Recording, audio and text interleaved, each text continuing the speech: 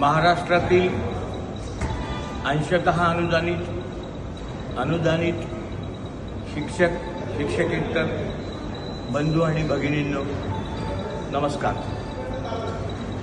कालपासून मंत्रालयात आहे। तुमचा 22-23चा प्रश्न, त्रुटीचा प्रश्न हे सगळे डोक्यात आहेत। जादूच्या कांडीसारखे कुठलेही प्रश्न सुटणार नाहीत, पण प्रयत्न सुरू आहेत। 100% विश्वास देतो प्रश्न भविष्यात सुटतील।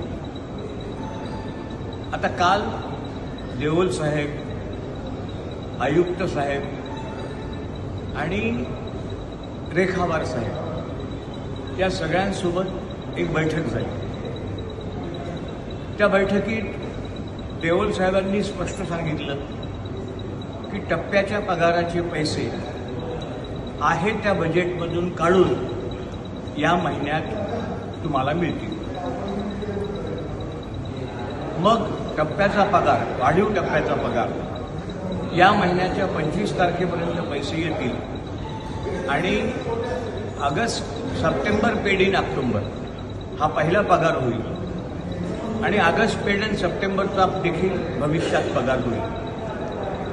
म्हणजे टप्प्याचा पगार कुठलीही वाट न पाहता या महिन्यात होईल अशी मंत्रालयातली स्थिती आहे।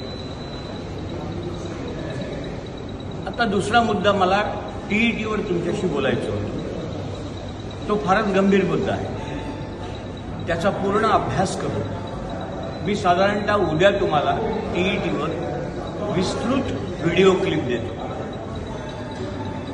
घाबरण्याचं काही कारण नाही। व्हॉट्सॲपवर सगळी चर्चा सुरू आहे, ती चर्चा पूर्णविराम देणारी नाहीये, पण मी जे काही सांगेन त्यातून तुम्हाला पूर्णविराम मिळेल। घाबरण्याचं कारण नाही। टीईटीबद्दल देखील उद्या बोलतो। नमस्कार, मी दत्तात्रय सावंत, पुणे विभागाचा माजी शिक्षक लोकप्रतिनिधी।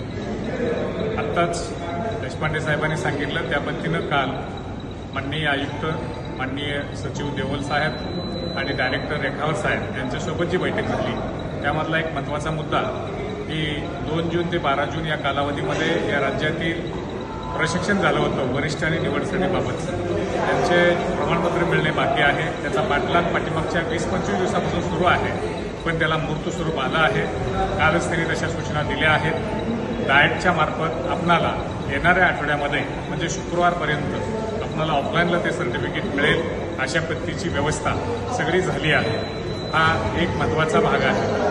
नंतर जो आयुक्त यांच्याकडे जी चर्चा झाली त्यांच्यामध्ये जे वेगवेगळ्या जिल्ह्यामध्ये शिक्षणाधिकारी यांनी जो टप्पावार द्यायचा आहे त्या संदर्भात काढलेल्या पत्रांच्या संदर्भात चर्चा झाली।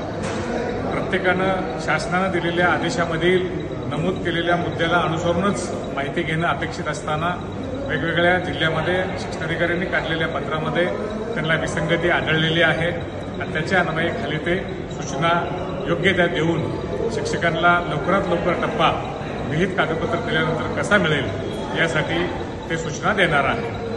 आज इतकेच, धन्यवाद।